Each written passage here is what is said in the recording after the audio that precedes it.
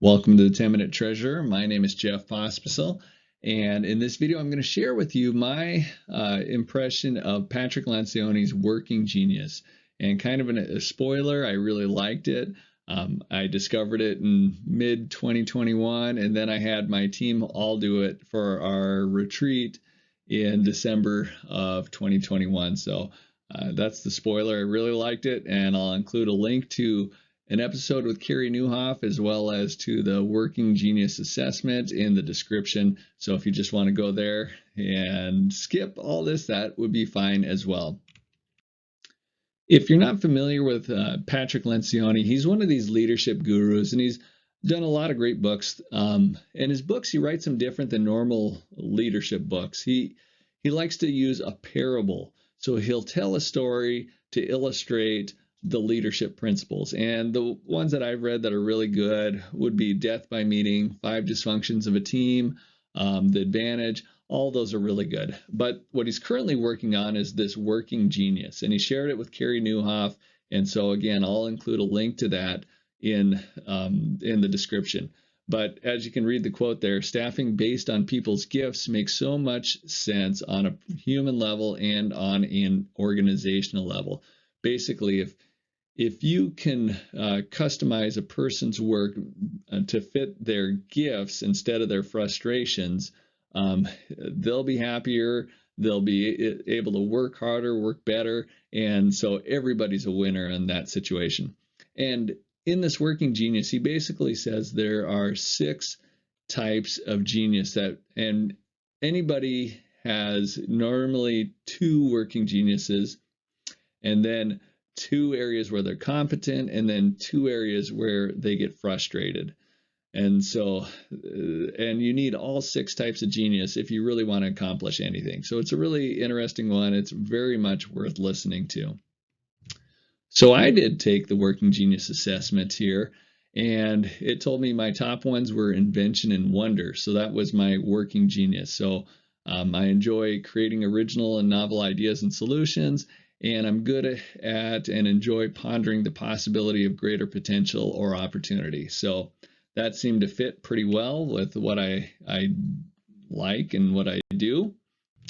Then there's the working competencies. So these are the areas that you can do, but they don't fill you up the same way as your genius does.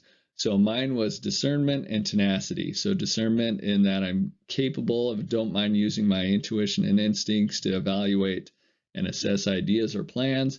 And tenacity is that idea of being able to follow through and finish up on a project all the way to its completion.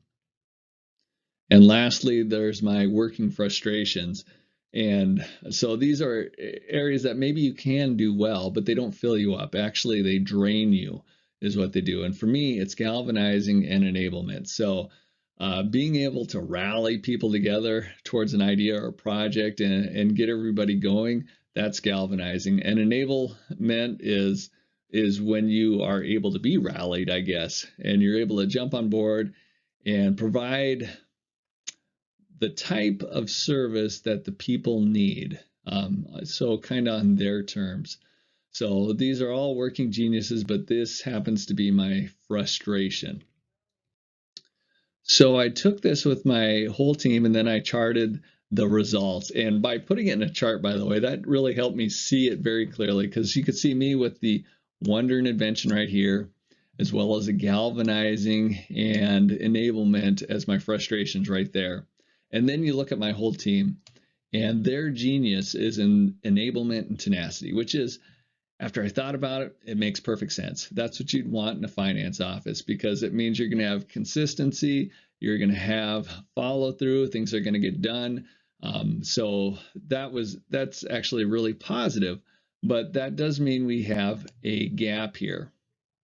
And one of the things I think about is how does that affect us? And really, it's in my committee work that I think it affects me the most. And that's why I'm thankful for people like Elaine Roberts. Elaine Roberts, I believe, has the working genius of galvanizing, and that she's able to rally people together, get them on board, get them to work.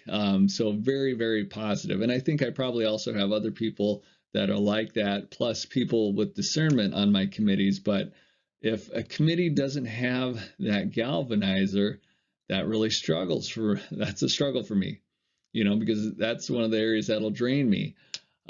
So I kind of avoid it. But anyway, so if I have somebody on my team that's able to galvanize, that really gets things going. And for the Board of Pensions, you could see the results. They produce consistently great work, innovative work.